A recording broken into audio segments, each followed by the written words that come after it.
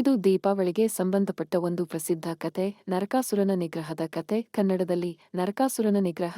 ದೀಪಾವಳಿ ಹಬ್ಬದ ಹಿಂದಿನ ಕತೆ. ಹಳೆಯ ಕಾಲದಲ್ಲಿ ನರಕಾಸುರ ಎಂಬ ಬಲಿಷ್ಠ ಹಾಗೂ ದುರಾತ್ಮ ರಾಕ್ಷಸನು ಭೂಮಿಪುತ್ರನಾಗಿ ಜನಿಸಿದ್ದ. ಅವನು ಅತ್ಯಂತ ಕ್ರೂರನೆಂದು ಪ್ರಸಿದ್ಧನಾಗಿದ್ದ. ಅವನು ದೇವತೆಗಳನ್ನು, ಮಾನವರನ್ನು, ಸತ್ತು ಹೋದವರ ಆತ್ಮಗಳನ್ನು ಸಹ ಹಿಂಸಿಸುತ್ತಿದ್ದ. ಅವನು 16,000ಕ್ಕೂ ಹೆಚ್ಚು ಸ್ತ್ರೀಯರನ್ನು ಬಂಧಿಸಿದ್ದ. ನರಕಾಸುರನು ದೇವತೆಗಳ ಮಹತ್ವಪೂರ್ಣ ಅಂಗಗಳನ್ನು ಕಸಿದುಕೊಂಡು ಸ್ವರ್ಗವನ್ನು ಸಹ ನಾಶಮಾಡಲು ಆಗ ದೇವತೆಗಳು ಶ್ರೀಕೃಷ್ಣನ ಬಳಿ ಶರಣಾಗಿದ್ದಾರೆ. ಶ್ರೀಕೃಷ್ಣನು ಸತ್ಯಭಾಮೆಯೊಂದಿಗೆ ಯುದ್ಧಕ್ಕೆ ಹೋದನು. ಇದೊಂದು ಭೀಕರ ಯುದ್ಧವಾಗಿತ್ತು. ಸತ್ಯಭಾಮೆ ಭೂದೇವಿಯ ಅವತಾರವಾಗಿದ್ದಳು, ನರಕಾಸುರನ ತಾಯಿ. ಆದರೆ ನ್ಯಾಯದ ಪರಿಪಾಲನೆಗಾಗಿ ಅವಳು ಶ್ರೀಕೃಷ್ಣನಿಗೆ ಸಹಾಯ ಮಾಡಿದರು.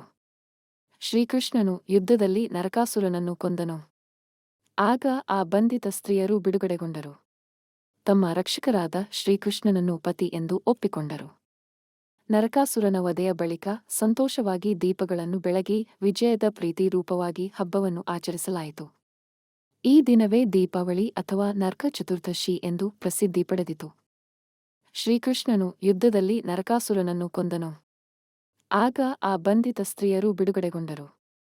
ತಮ್ಮ ರಕ್ಷಕರಾದ ಶ್ರೀಕೃಷ್ಣನನ್ನು ಪತಿ ಎಂದು ಒಪ್ಪಿಕೊಂಡರು. ನರಕಾಸುರನ ವಧೆಯ ಬಳಿಕ ಸಂತೋಷವಾಗಿ ದೀಪಗಳನ್ನು ಬೆಳಗಿ ವಿಜಯದ ಪ್ರೀತಿ ರೂಪವಾಗಿ ಹಬ್ಬವನ್ನು ಆಚರಿಸಲಾಯಿತು.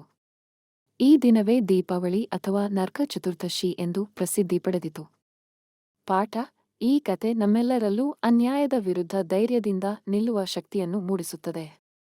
ಬೆಳಕಿನ ಹಬ್ಬವಾದ ದೀಪಾವಳಿ ಹತ್ತಿರದವರ ಜೊತೆಗೆ ಸಂತೋಷ ಹಂಚಿಕೊಳ್ಳುವ, ನಿರಾಶೆಯನ್ನು ತೊರೆದು ಹೊಸ ಬೆಳಕು ತುಂಬಿಸಿಕೊಳ್ಳುವ ಸಂದರ್ಭವಾಗಿದೆ. ಬೇರೆ ಕತೆ ಬೇಕಾದರೂ ಕೇಳಿ, ಮಕ್ಕಳಿಗೆ ಅಥವಾ ದೊಡ್ಡವರಿಗೆ ಇಷ್ಟಪಡುವ ರೀತಿಯಲ್ಲಿ ಹೇಳಿ ಕೊಡಬಹುದು.